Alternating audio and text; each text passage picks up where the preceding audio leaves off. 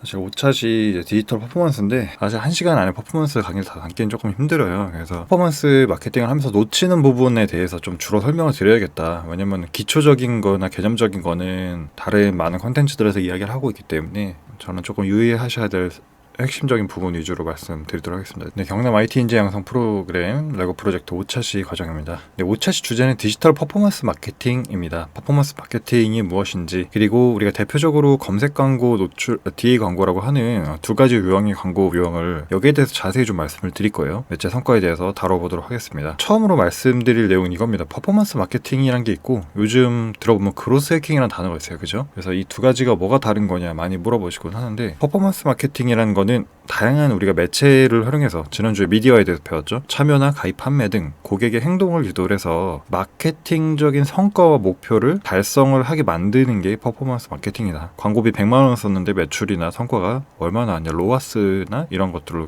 귀결이 된다라는 거죠. 반면에 그로스 해킹은 좀 포괄적입니다. 우리가 사용을 하면서 뭐 사이트, 광고 등의 다양한 매체뿐만 아니라 서비스의 기록된 사용자 데이터까지 다 포괄해서 목표 지표를 분석하고 그 데이터를 가지고 테스트를 하고 검증 개선해 나가는 모든 일련의 과정, 광고뿐만 아니라 우리가 그 카카오톡이라고 하면은 그 앱을 사용하는 그 경험 자체도 서비스에 대한 어떤 데이터가 쌓일 거잖아요. 트래픽이라든지 그런 모든 포괄적인 걸 가지고 다루는 게 그로스 해킹이다. 과거에는 우리가 광고 한번 내보내고 뭐 알아서 잘 되겠지 이렇게 기대를 했었다면, 그런 마인드가 아니라 좀 더 데이터 분석적인 개선적인 자세로 접근하겠다라는 게 그로스 해킹이고요. 그로스 해킹은 퍼포먼스와 다르게 사용자의 중심으로 바라보고 있는 게 있어요. 여기서는 어떤 성과라든지 매출이라든지 이런 숫자적인 걸 얘기한다고 하면은, 여기서는 사용자가 그래서 어떻게 움직였냐, 반응이 더 나아졌냐 나빠졌냐 이런 것들을 다룬다는 겁니다. 그래서 마케팅 목표, 사용자 행동 중심의 데이터 기반 마케팅을 칭하는 의미는 같지만 조금 미묘한 차이가 있다, 이렇게 말씀을 드리겠고요. 퍼포먼스 마케팅의 유형은 크게 이제 두 가지가 있습니다. 명확한 니즈를 가진 고객들은 행동을 하겠죠. 검색이라든지 이런 것들을 얘기하는 겁니다. 여름이라 장마철이라 너무 습해서 제습기를 사고 싶어요. 제습기를 사야겠다는 굳은 결심이 생겼어요. 그러면 뭐다? 네이버나 카카오에서 검색을 한다는 거죠. 적극적으로 정보를 취득하려는 저 같은 사람이 행동을 할 때 광고 노출해주는 게 바로 검색형 광고다. 아직 내가 확실하게 제습기를 구매하겠다는 니즈는 없지만 왠지 좀 날이 좀 꿉꿉한 거고 빨래도 덜 마르고 제습기 같은 걸 사야 되나? 약간 이런 잠재적인 니즈를 가진 분들이 있어요. 그래서 이런 분들을 가지고는 직접적인 행동이 없기 때문에 이분들이 보는 컨텐츠라든지 여러 가지 그런 관심사 항목을 가지고 추적하는 게 바로 이제 노출형 광고의 개념이다. 그래서 서핑하면서 관심을 표현한 흔적을 따라가면서 광고를 노출해 주는 게 노출형 광고다. 타겟하려는 그 고객 니즈 자체는 이렇게 다르다는 겁니다. 수많은 디지털 광고 매체들이 물론 있지만 크게 두 가지 유형으로 분류할 수 있을 것 같아요. 검색형 광고에 대해서 먼저 말씀을 드려볼게요. 대표적인 게 검색 광고가 있겠죠. 구글 검색 광고, 네이버 검색 광고, 다음 검색 광고. 검색형 타입이라고 제가 굳이 붙인 거는 사용자가 의도를 가진 검색 행동을 할 때 노출되는 모든 유형의 광고다. 그러니까 예를 들면 검색 광고 아니라도 브랜드 검색이라고 해서 네이버에 특정 브랜드를 검색했을 때 박스형으로 나오는 광고 보셨을 거예요. 아웃풋 자체는 디스플레이로 보여지지만 실제 그 광고 성격은 검색형 광고에 가깝다는 거죠. 검색을 했을 때 나오는 거기 때문에. 그리고 네이버 쇼핑에 들어가서 우리가 제습기를 검색을 했을 때 위닉스, 위니아 등등 기타 브랜드가 나온다고 하면은 그거 역시 쇼핑에서 뜨는 쇼핑 검색 광고도 보여지는 거는 제품 이미지나 이런 것들을 보여질지 모르겠지만 사용자의 어떤 검색 행동에 기반하기 때문에 이런 것들이 검색형 광고다. 근데 이제 검색형 광고라고 하면은 흔히 이제 그런 개념이 있죠. 좀 싸다. 클릭당 비용이 70원부터 가능하다. 근데 이제 검색형 광고가 무조건 효율이 좋냐? 그건 아니에요. 왜냐면 이제 중소상공인 분들이나 프리랜서 분들, 많은 창업자분들이 검색 광고가 이제 가성비가 괜찮다는 걸 알고 다 그걸 한단 말이에요. 굉장한 이제 레드오션이 됐죠. 이 광고를 찾는 사람들의 전환 니즈는 굉장히 높습니다. 그건 앞에서도 얘기했지만 괜찮은데, 이 정보 비교 탐색 과정이 보통 까다로운 게 아니에요. 화장품 하나 사는데 수분크림을 A사를 살까 B사를 살까 굉장히 여러 개를 고민한다는 거죠. 그래서 웬만큼 현재 버전에서는 2021년 현재는 제품 경쟁력이 없이 무조건 들어간다고 되는 게 아니다. 제가 마케팅을 처음 시작할 때 2011년 이럴 때쯤만 해도 이게 보편화된 광고가 아니었어요. 검색 광고가. 그러다 보니까 일단 틀면은 매출이 무조건 나와주는 그런 구조였는데, 이제는 너도 나도 다 검색 광고 뭔지 다 알잖아요. 솔직히 여기 들어오신 분들도. 그러다 보니까 예전처럼 그런 경쟁력을 뽑기가 쉽지 않다. 그래서 사실은 요즘 중소상공인 분들이 많이 목매는 게 바로 이런 DA 광고라든지 SNS 중심의 광고예요. 대표적으로 우리가 배너 광고라고 불려지는 것 외에도 역시나 사용자가 웹서핑이나 앱 서비스를 이용하면서 노출되는 모든 광고다. 저희가 유튜브 하다 광고 뜨는 것도 어떻게 보면 영상 형태긴 하지만 노출형 광고라고 할 수 있겠죠. 그리고 카카오톡 광고 그 채팅방 맨 위에 나오는 비즈보드 같은 경우도 보여지는 노출형 광고고, 인스타나 페이스북에 나오는 피드 광고 역시 노출형 광고가 되겠죠. 편견이 좀 있어요. 배너 광고는 효율이 안 좋다. 사실이 그렇습니다. 검색형 광고에 비해서 구매 전환 니즈 상대적으로 낮은 거는 맞아요. 그런데 요즘에는 이 플랫폼들 자체에서 운영하는 AI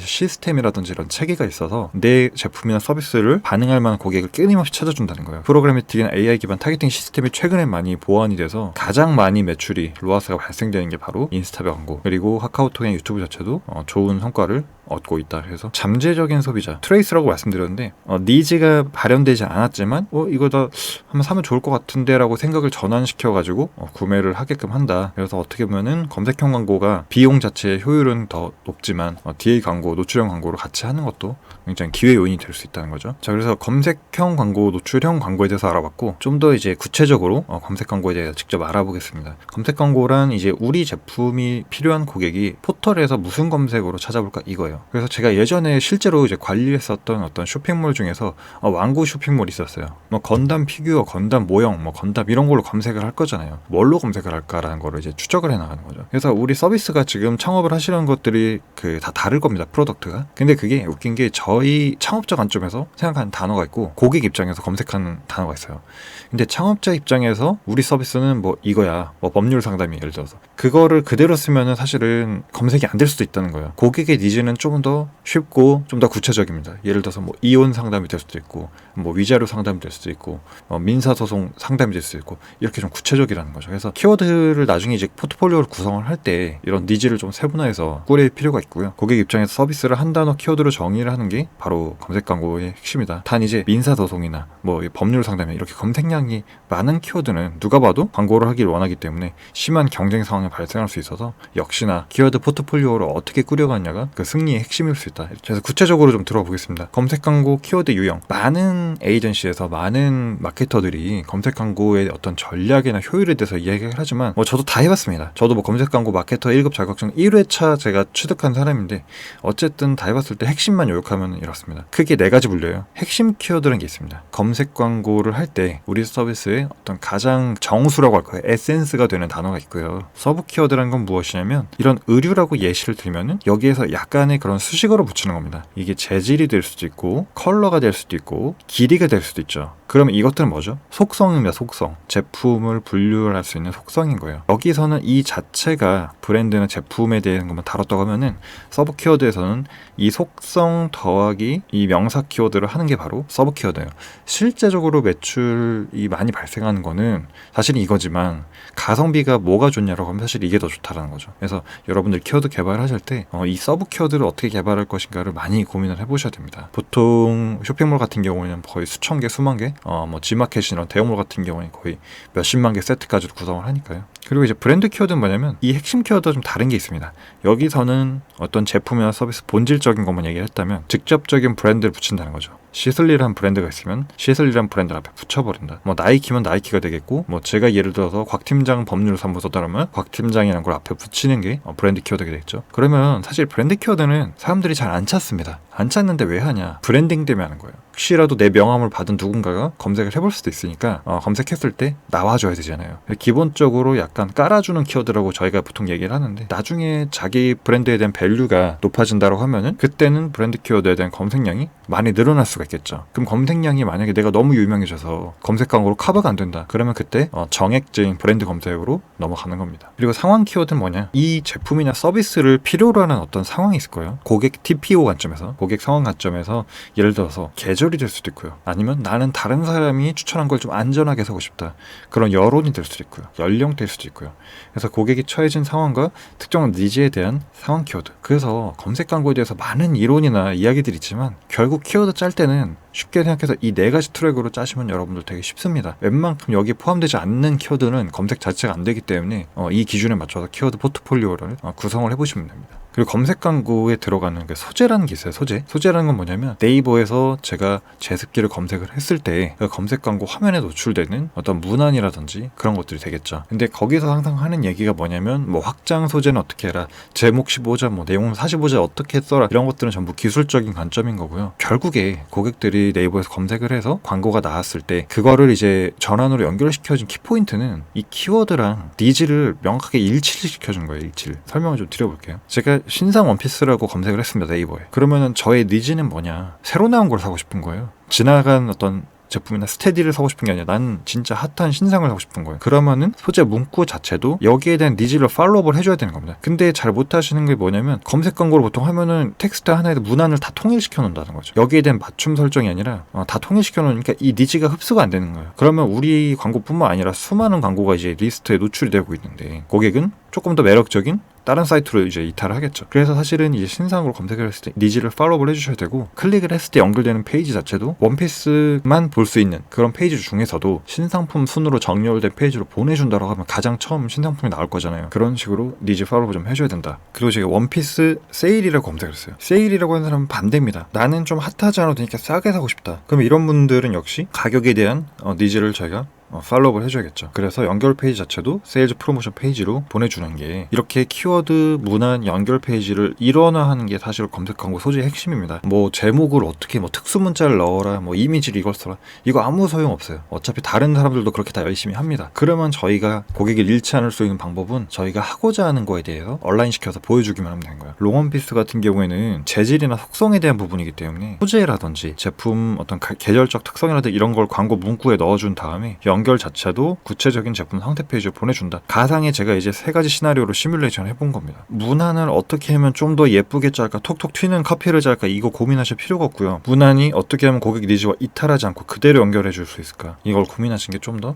생산적이다. 검색 광고라고 하면 크게 3가지 매체가 있죠. 네이버가 있고 다음이 있고 구글이 있습니다. 한 번쯤 해보신 분들도 있으실 거예요. 네이버 같은 경우에는 국내 60% 이상의 트래픽 물량을 가지고 있죠. 검색량 트래픽이 굉장히 많아요. 사람들이 많이 찾습니다. 우리 사이트의 유입들 그리고 판매가 될 확률이 굉장히 높은 거죠. 아까 말씀드린 대로 다른 사업자들도 다 네이버에서 광고 무조건 하기 때문에 상대적 경쟁이 좀 심하다. 그래서 그리고 입찰가도 높아요. 그러니까 제습기란 키워드로 만약에 구매를 하려는 사람이 20명인데 광고를 뭐 200명이 한다고 하면은 사실은 그 상단에 노출되는 광고는 굉장히 많은 비용을 써야지 노출이 되겠죠. 그래서 경쟁이 치열하다. 다음은요. 사실 현업에서 다음 검색 광고 그렇게 많이 추천하지는 않습니다. 트래픽 자체도 적고 그 광고 효율 자체도 그렇게 높진 않아요. 그래서 업종별로 상이하긴 한데 하지만 이제 입찰가 자체는 네이버보단 좀 덜 치열하기 때문에 가성비 면에서는 나쁘진 않다. 그리고 구글 같은 경우에 요즘 좀 괜찮은데 구글이 여러분 이제 그 유튜브라든지 아무튼 구글로의 어떤 검색 트렌드가 계속 변하고 있잖아요. 네이버가 좀 잘 안 나온다 이런 여론이 있어서 지금 사실 다음보다도 구글이 훨씬 더 우세하다고 할 수 있죠. 아직은 많은 판매자들이 진입을 안 하셔서 검색 광고 로아스라든지 입찰가 효율 자체도 굉장히 좋다고 볼 수 있어요. 그래서 보통 저는 100만 원 가지고 검색 광고 한다고 하면 네이버만 하시라 말씀드리고 뭐 300만 원 가지고 한다 하면 네이버랑 구글 한다. 그리고 돈이 더 남는다고 하면 그때 다음 하라고 말씀을 드리긴 합니다. 검색 광고 관리자도 굉장히 잘 돼 있고 구글 애즈라고 해서 GDN이나 유튜브 광고까지 연동이 가능하기 때문에 예전보다 많이 좀 발전됐어요. 예전엔 진짜 구글 광고 좀 극혐이었거든요. 관리자 이렇게 속도도 느리고 근데 효율이 일단 많이 나와주니까 많이 하시더라고요. 그래서 보통 초기에는 네이버와 구글 조합으로 시작해서 다음까지 확장을 한다. 순서는 상관없습니다. 예산 여하에 따라서 배정을 하시면 되는 거예요. 검색 광고 비용 아끼는 핵심 전략 설정이라고 해서 가장 많이 궁금해하는 게 예산을 가지고 얼마나 써야 이걸 많이 물어보세요. 근데 사실은 지난 시간에도 제가 예산에 대해서 말씀드렸지만 예산은 많으면 많을수록 좋습니다. 그렇잖아요. 우리가 집을 꾸미는데 제가 인테리어를 하는데 어디부터 어디까지 꾸밀 거냐라고 했을 때 돈을 많이 들이면 많이 들일수록 모든 걸 다 뒤바꿀 수 있겠죠. 그죠? 근데 우리는 뭐다 항상 예산이 정해져 있다는 거예요. 그래서 예산이라는 거는 에이전시나 혹은 다른 마케터한테 얼마를 줘야 물어보시는 게 아니라 여러분들 스스로 창업자분들이 정하시는 겁니다. 100만 원만 해볼래라고 하면은 그 100만 원이 예산이 되는 거예요. 근데 그 예산을 이제 좀 효율적으로 사용을 하려면 이런 설정을 고려해 볼 필요가 있다는 거죠. 첫 번째로는 내가 이제 부천에서 운영하는 그 카페 사장이다라고 하면 지난주에도 말씀드렸지만 로컬에 제한이 되는 경우에는 지역 설정 반드시 해줘야 되고요. 예를 들어서 제가 제주도의 돈가스 연돈 사장님인데 뭐 서울에 광고를 할 수도 있지만 연돈처럼 유명한 그런 전국구 맛집이 아니라 제주도 외에 할 필요가 없겠죠. 그러면 제주도 외에 다 꺼야 되는 겁니다. 근데 자영업자분들 계정 들어가 보면은 전국 다 켜져 있죠. 비용에 대한 낭비 요인이 될 수 있다라는 거죠. 그리고 시간대 설정은 뭐냐면 제가 화장품 쇼핑몰을 운영을 해요. 근데 이제 화장품 쇼핑몰은 보통 모든 쇼핑몰 마찬가지인데 12시 이후로는 매출 잘 안 나옵니다. 요즘에는 뭐 심야 시간대에 뭐 야식이나 라이브 커머스 이런 건 좀 나오긴 하는데 의류, 패션, 뷰티 이런 거는 새벽에 안 나와요. 그러면은 새벽에 광고를 내보내는 게 뭐 사실 내보내도 상관없어요. 근데 전략적으로 그냥 화끈하게 다 꺼버리고 내가 매출이 가장 잘 나오는 저녁 8시, 뭐 오전 11시 이럴 때 예산을 더 몰아주는 게 낫다는 거죠. 될 때 몰아주는 게 낫다는 거예요. 시간대 설정도 좀 조정을 할 필요가 있다. 그리고 이제 매체 설정 뭐냐면, 검색 광고를 하시면 여러분들이 생각하실 때 네이버 다음 구글 검색할 때만 나온다고 생각하시겠지만 절대 아닙니다. 기본 검색창에 파트너스 매체라고 해가지고 뭐 다나와라든지 하여튼 여러 인지도가 좀 떨어지는 그런 커뮤니티라든지 블로그라든지 굉장히 이런데 비용이 많이 발생을 해요. 그럼 왜 그러냐? 얘네도 돈을 벌어야 되잖아요. 그러다 보니까 네이버 검색 외에도 여러 파트너 매체에 노출을 시켜서 걔네랑 수익 쉐어를 하면서 광고를 뿌리는 거예요. 근데 이런 것들 자체가 제가 효율이 나온 경우를 거의 못 봤습니다. 열에 9은 효율이 안 나와요. 그래서 네이버 검색, 다음 검색, 구글 검색 마찬가지인데 노출 매체 확장이라고 해서 검색창 외에 나오는 것들을 모두 좀 꺼주시면 좋겠어요. 그래서 기본적으로 이런 세 가지 설정에 대해서 인지를 하고 가시면 효율을 높일 수 있다라고 좀 말씀을 드려볼게요. 그래서 아까 말씀드린 이제 키워드 검색량이나 견적을 어떻게 확인하냐? 네이버 검색 광고 관리자라고 검색하시면 바로 나오죠. 들어가서 이제 키워드 검색하시고 조회하기를 누르시면은 이 밑에 예상 검색 커리어 이런 것들이 나옵니다. 여기 지금 캡처화면 잘렸는데 여기 다음 버튼이라고 있어요. 다음 버튼을 클릭하시면은 바로 견적으로를 확인할 수 있어요.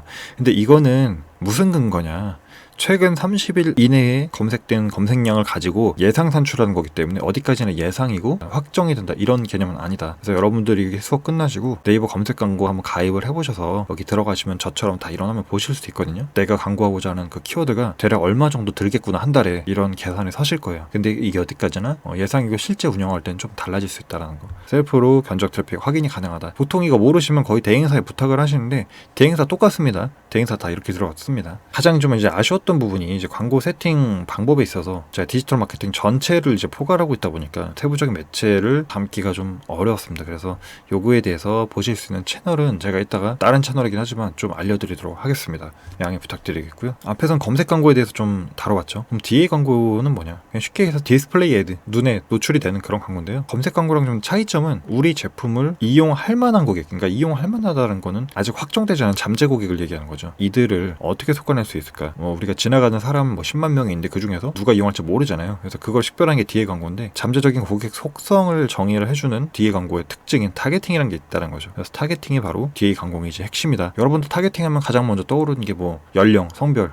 이런 것들이 있으시겠죠. 그 외에도 다양한 조건이 많습니다. 뒤에서 말씀드릴 거예요. 효율 자체가 고르진 못하다. 이게 무슨 말이냐? SA 같은 경우에는 검색 광고 같은 경우에는 고객 니즈가 뚜렷하다고 했잖아요. DA 광고는 아까 처음에 말씀드렸지만은 구매를 하려는 사람들이 아니라 할 수도 있고 안 할 수도 있고 이런 사람들 중에 이제 확률적으로 다가가는 거기 때문에 이 매체별로 뭐 구글이나 카카오를 할 때 각각의 타겟팅이 정확도라든지 효율이 완전히 검색 광고처럼 이렇게 높게 보장되진 않는다라는 겁니다. DA 광고 타겟팅은 굉장히 많은 게 있죠. 그래서 하나씩 좀 살펴보겠습니다. 먼저 이제 여기 있는 타겟팅은요, 매체와 상관없이 모든 DA 매체에서 기본적으로 그래도 제공을 해주는 것들 중심으로 만든 겁니다. 제가 이 정도 타겟팅은 다 지원을 해주고 있어요. 자, 먼저 인구 통계, 성별, 나이, 연령, 지역인데 예를 들어서 화장품 광고인데 여성 중심의 에뛰드하우스라고 칠게요. 남자한테 필요할까요? 에뛰드하우스? 필요 없겠죠. 남자 끄는 겁니다. 연령 같은 경우에는 예를 들어서 제가 이제 50대 이상 편하게 집에서 입을 수 있는 옷을 판매하는 쇼핑몰이라고 하면은 50대 이하는 광고 볼 필요가 없겠죠. 그래서 광고를 끄는 겁니다. 지역은 아까 말씀드렸고요. 그래서 고객의 공통적 속성을 분류하고 정의하는 게 인구 통계 타겟팅이 되는 거고요. 이 관심사라는 게 이제 좀 가장 많이 쓰는 타겟팅이죠. 그래서 페이스북이나 인스타그램 할 때도 관심사 타겟팅 항상 거는데 뭐 분류를 하자면 패션 뷰티, 뭐 여행 레저, 운동 건강 이런 카테고리가 수십 개 수백 개가 있습니다. 매체에 들어가서. 그러면은 여기서 관심사는 어떻게 정하는 거냐? 페이스북이나 인스타그램에서 제가 컨텐츠를 막 봐요. 그런 컨텐츠 소비 행태가 전부 기록이 됩니다. 고객의 웹 서핑 과정과 컨텐츠 소비 유형을 추적한다. 그리고 이제 문맥 같은 경우에는 뭐냐면 포털 검색어나 앱 안에서 검색을 하는 거. 이것도 사실은 포털에서 비공식적으로 인정을 하진 않지만 다 검색 기록이 되고 있어요. 여러분들도 모르는 사이에 자신의 어떤 그 분류가 되고 있습니다. 예를 들어 제습기를 검색한 사람한테 제습기 광고를 보여주는 그런 플레이가 되겠죠. 그리고 행동은 뭐냐? 행동은 이제 기본적으로 여러분들 잘 아시는 리타겟팅이라고 해서 우리 사이트에 들어왔었던 사람한테만 광고를 다시 내보내서 다시 한번 와줄래? 라고 하는 게 있고요. 그리고 오디언스 타겟팅이나 구매 이력 타겟팅은 요즘에는 그 스마트폰 GPS로 이제 위치 추적도 가능하기 때문에 야간 시간대는 강남 아파트에 거주라고 그리고 낮 시간대에는 뭐 직장으로 이동을 한다. 근데 둘 다 위치가 강남구다. 그러면 이 사람은 좀 경제력이 있겠구나. 오디언스를 약간 리치 타겟으로 분류를 하는 거예요. 구매 이력 자체는 이제 여러 결제 앱 있지 않습니까? 한 달에 뭐 300 이상 결제했다. 그러면 이 사람은 좀 경제력이 있구나. 이런 식으로 분류를 할 수 있다라는 겁니다. 그래서 사용자 특정 행위를 가지고 분류를 한다. 그래서 우리는 중요한 거는 이제 이런 타겟팅들이 있는데 이걸 가지고 앞으로 광고를 하려는 매체 안에서 세팅을 할 때 이 조건 값에 맞는 우리 서비스의 어떤 타겟이 있을 거잖아요. 믹스앤 매치 형태로 속아낼 수 있다는 거죠. 그래서 매체별 특성에 따라 타겟팅 옵션은 수십 가지에 이른다. 뒤에 광고 소재에 대해서 한번 얘기를 해보겠습니다. 여러분들이 이제 그 웹서핑을 하시면서 배너 광고 어떤 이미지라든지 이런 광고 소재를 볼 때 이런 것들은 좀 잘 만든 것 같다, 못 만든 것 같다, 기억에 남는다, 아니다, 이런 생각을 좀 가지신 적이 있지 않나요? DA 광고는 사실은 크리에이티브를 짝에 따라서 굉장히 다양한데 크게 세 가지 정도로 좀 압축을 해볼 수 있을 것 같아요. 제가 이렇게 말씀드리기가 좀 너무 집약된 내용일 수도 있는데, 첫 번째로 가격 강조입니다. 우리가 할인해, 세일해, 이번에 뭐 하반기 프로모션이야, 이런 것들을 가지고 가격이라든지 판매가를 가지고 좀 강조를 해주는 유형이 있어요. 당연히 연결 페이지 세일즈 프로모션으로 해줘야겠죠. 두 번째로는 이제 모델 강조인데, 조금 매력적인 남녀 모델을 기용을 한 경우에 주로 이제 대기업이나 브랜드에 해당이 되겠죠. 그런 경우에는 약간 모델이 많이 드러나는 소재를 활용합니다. 그래서 우리 이런 모델이 하는 광고야. 특히 요즘 건강기능식품 쪽이 이런 플레이를 많이 하고 있죠. 신제품이 출시되거나 브랜딩이 필요할 브랜드 제품 소개 페이지로 보내준다. 그리고 제품 자체가 좀 유별난 경우, 예전에 우리가 마약베개라든지 이런 좀 아이디어 상품 있잖아요. 요즘 많이 광고 보이는 그 미디어 커머스 생활용품 그런 것들, 기발한 제품이나 특이한 제품이 있다라고 하면 여기에 대한 소구점을, 그 상황을 비디오라든지 이런 거 보여주는, 그래서 이런 거는 제품 상세 페이지 보내준다. 그래서 광고를 짤 때 어떻게 짜야 되냐, 뭐 카피는 어떻게 하고 구도는 어떻게 하고 이미지 어떻게 하고, 이게 굉장히 요소가 많은데 우리가 뭘 보여줄 것인가에 집중을 하다 보면은 크게 세 가지 유형으로 나뉘더라. 그래서 여러분들 서비스는 어떤 거에 좀 근접할지 생각을 한번 해보시면 좋겠고요. 지난주에 DA 광고 매체에 대해서 잠깐 다룬 적이 있는데 조금 더 구체적으로 말씀을 드려볼까 합니다. 사실은 5개밖에 없는 이유는 이 5개 제외하고 거의 하지도 않아요. 현업에서 거의 5개로 한 달에 뭐 2, 3억씩 쓰는 광고주도 많이 해봤습니다. 거의 그들도 이 선 안에서 정리가 거의 됩니다. 제가 뭐 구체적으로 말씀드리지는 좀 어렵지만, 광고비를 많이 쓴다고 해서 매체를 뭐 전혀 새로운 매체를 하는 게 아니에요. 기존에 하던 거에 대해서 예산을 높이는 겁니다. 첫 번째로는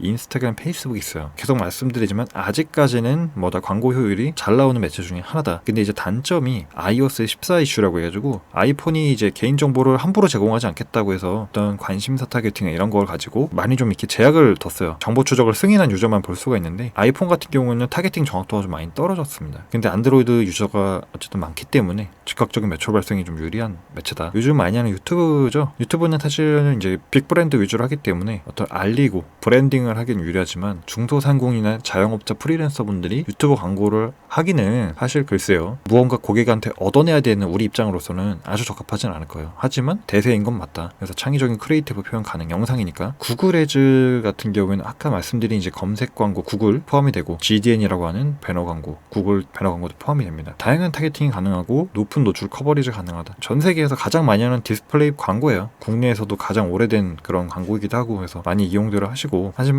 업종이나 소재별로 효율은 역시나 상이하다. 이게 무슨 말이냐면, 인테리어 업종에서는 효율이 잘 나왔는데 제가 화장품 업종을 해보니까 효율이 안 나고, 이런 편차가 좀 있을 수 있다는 거예요. 근데 물론 인테리어라고 다 잘 되고 다 안 되고 이런 건 아니고, 사업자마다 경쟁력이 있는 분들은 어디서나 잘 되겠죠. 머신러닝이 들어가 있습니다. 그래서 AI가 최적화를 돌리면서 최근에는 많이 효율이 좀 예전보다는 올라간 상황입니다. 그리고 네이버 GFA라는 게 있고요. 카카오 몬트라는 게 있습니다. 이게 뭐냐, 네이버는 예전에는 그 광고를 구좌제라고 해서 굉장히 비싼 값에 브랜드만 집행할 수 있게끔 그런 식의 판매를 취했는데, 카카오가 카카오 모먼트라는 광고 플랫폼 만들면서 누구나 광고를 셀프로 구매해서 할 수 있게 다 만들어 버렸어요. 그러다 보니까 엄청난 이제 매출을 올렸다는 거죠. 네이버가 똑같이 야 우리도 안 되겠다, 카카오 따라가자라고 만든 게 네이버 GFA입니다. 우리가 흔히 네이버나 카카오에서 보는 주목도 높은 노출 지면의 광고를 내보낼 수 있다.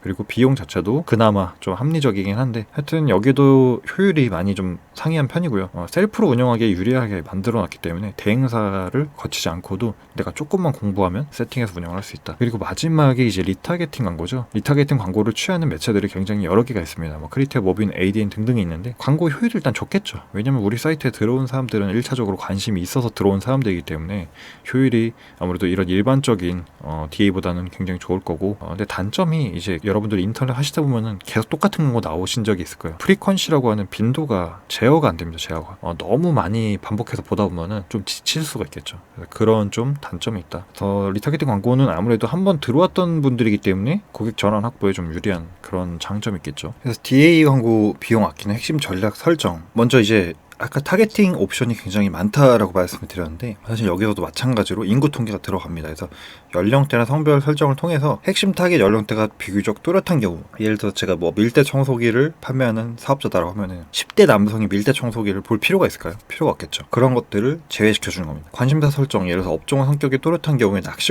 낚시용품이다라고 하는데 20대 여성한테 보여줄 필요는 많이 없겠죠. 관심사가 좀 더 뚜렷한 분들한테 노출을 시킬 수가 있다. 그리고 리타겟팅 설정은 뭐냐면 1차 유입 고객 데이터를 활용을 해서 이게 방문 데이터가 될 수 있고, 우리 사이트에 가입된 회원을 가지고 이메일 주소나 전화번호를 가지고 그 DB를 밀어 넣어서 리타겟팅 할 수 있어요. 그래서 그런 리타겟팅 설정을 반드시 리타겟팅을 하는 게 중요하다. 그래서 핵심 전략이라고 하는 게 타겟팅을 우선은 명확하게 잡아준다라는 건 무슨 의미냐면 최대한 우리 브랜드나 서비스에 반응할 만한 고객한테만 광고를 하겠다라는 어떤 취지인 거죠. 10만 명한테 모두 광고를 하면 좋지만 저희는 예산이 한정돼 있기 때문에 서비스에 근접한 사람들을 식별해내고 이미 우리 서비스를 이용했거나 들어왔던 사람들까지 합쳐서 나는 광고비를 씀에 있어서 최대한의 로아스를 높여가겠다는 어떤 취지 자체가 이 전략 설정의 의미가 되는 겁니다. 자, 그럼 매체를 운영하면서 성과를 어떻게 측정할까? 사실 이게 상당히 또 중요한 부분일 텐데, 성과 지표는 두 가지 유형으로 나뉠 수가 있습니다. 첫 번째로는 광고 성과 지표라고 해서 광고를 운영하면서 매체 자체적으로 기록된 데이터예요. 노출, 클릭률 이런 것들이 되겠죠. 그리고 이제 트래픽 지표는 뭐냐면 우리 사이트나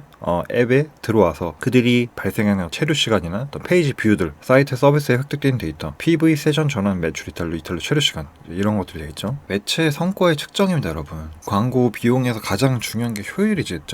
효율에 대해서 측정하는 겁니다. 가장 먼저 말씀드릴 게 이거 같아요. ROI라는 개념이 있고요, 로아스라는 개념이 있습니다. 그래서 이 두 가지가 어떻게 다르냐, ROI는 여러분들이 쓰신 전체 금액 대비 매출이 ROI가 되는 겁니다. 그래서 광고비뿐만 아니라 뭐 소재 제작비도 있을 거잖아요. 뭐 광고비 100만 원에 소재 제작비 20만 원, 매출 120만 원 뽑았다라고 하면은 ROI가 100%가 안 되겠죠. 근데 로아스라는 개념이 사실은 더 많이 사용되기는 하거든요. 광고비 대비 매출액만 따져서 그게 이제 몇 %냐라고 하는 게 로아스 개념이 돼서 이 두 가지 중에서는 로아스를 더 많이 사용을 하시겠지만 두 가지가 어떻게 다른지는 잘 알아두시면 좋겠고요. 통상 로아스 300% 수준 달성을 목표로 광고를 운영합니다. 그래서 광고 같은 경우에는 평균적으로 따져보면 한 200%에서 300% 정도 나옵니다. 매체 운영 효율 계산하기입니다. 지난주에 살짝 다뤘었던 부분이기도 해요. 먼저 이제 가장 많이 활용되는 광고 비용의 개념은 CPC라는 게 있죠. CPC라는 건 쉽게 얘기해서 우리가 클릭 한 번을 해서 사이트 들어왔다, 사용자 한 명을 데려온 비용인데, 광고비 100만 원이라고 하면은 CPC가 이제 500원에 들어왔더라 하면은 2,000명의 방문자가 확보가 되는 거겠죠. 이 CVR이라는 건 뭐냐, 사용자가 전환, 구매를 일으키는 비율을 이야기를 합니다. 2,000명의 사용자가 들어왔는데 전부 다 구매하지는 않기 때문에 이 중에서 뭐 2%가 들어왔다고 하면은 40명의 구매자가 발생하는데, 여기서 CVR이라고 하면은 2%를 의미한다. 그리고 이제 사실 뭐 ARPU라고 적어놓긴 했는데 쉽게 말해서 그냥 객단가죠. 객단가는 구매자 한 명이 평균적으로 지불하는 비용. 그래서 우리가 마트 같은 데 가도 뭐 3만 원 이상 주차 1시간 무료 이렇게 해주잖아요. 그러면 평균적으로 3만 원 이상은 사라는 거겠죠. 객단가가 이제 5만 원인데 구매자가 40명이다. 그러면은 뭐 200만 원 매출을 예상한다. 이런 식으로 이제 계산하는 거겠죠. 그래서 매체 운영 효율을 계산하는 데 있어서 이런 일단 용어들이 있고, 빨간색 선으로 연결을 해놓은 건 뭐냐면 우리가 이제 사용자의 어떤 트래픽 관점에서부터 이게 실제 구매가 일어나서 매출로 이어지기까지 우리는 사실 여기에 이어지는 개념을 가지고 있어야 되잖아요. 이 방문자 대비해서 2,000명이 들어오는데 200만 원 매출 뽑으려면 객단가가 얼마나 돼야 되고, 이런 것들을 좀 자유롭게 여러분 생각해 보시라는 뜻에서 선으로 좀 연결을 해놔봤습니다. 운영에서는 안 되는 광고는 이런 것들이 있을 것 같아요. 광고비가 예를 들어서 100만 원을 내가 쓸 건데, 제가 예전에 실제로 그 립밤 아시죠? 그거를 광고를 한 적이 있어요. 근데 객단가가 그게 10,000원이 안 됩니다. 뭐 5,000원인가 그래요. 근데 광고를 일반 플랫폼에서 하다 보니까 클릭당 비용은 거의 1,000원에 육박했단 말이죠. 근데 전환율도 1%예요. 그러면은 사실은 쉽게 풀어서 얘기하면 광고비 100만 원 써서 사용자를 1,000명을 모으고 구매자가 그 중에 10명이 나타나는데, 이들이 10명이 구매를 해봤자 이 객단가가 낮기 때문에 매출액이 10만 원밖에 안 된다는 거예요. 그럼 결론적으로 나는 100만 원이라는 금액을 써서 로아스가 이제 10%밖에 안 된다는 거죠. 사실 이런 광고는 해서는 안 되는 거죠. 여기서 대책을 마련하려면 이 객단가를 어떻게 해서든지 패키지라든지 다른 세트 구성을 해서 높여주던지, 아니면 클릭당 비용이 좀 더 저렴한 매체로 광고 매체를 바꾸던지, 이렇게 해서 로아스를 높여줘야 광고를 할 수가 있겠죠. 통상적으로 이거를 100%가 나온다고 해도 사실은 광고 효율이 높다고 보기가 좀 힘들거든요. 수지타산 따져봤을 때 적합하지 못하다 이렇게 생각이 되고요. CTR이 굉장히 낮으면요, 페이스북에서 시스템 AI가 이 광고는 사람들이 별로 보지 않는 광고구나 라고 해서 노출을 잘 안 시켜줍니다. 제가 예를 들어서 광고를 계속 해야 되는 제 입장으로서는 나는 10만원어치 광고를 다 해야 되는데 왜 안 해줘, 더 해줘라고 하면은 입찰가 비용을 높일 수밖에 없어요. 그러면은 굉장히 남들보다 비싼 비용에 내 광고가 나가게 되는 거예요. 그래서 클릭률이 낮다라는 거는 바로 반응이 없다는 거기 때문에 소구점을 바꾸거나 다른 스타일로 소재를 좀 바꿔줄 필요가 있습니다. 그래서 주로 하는 게 A/B 테스트죠. A/B 테스트. 소재를 여러 개를 만들어서 똑같이 돌리면서 뭐가 더 반응이 오는지를 보는 게 바로 A/B 테스트고요.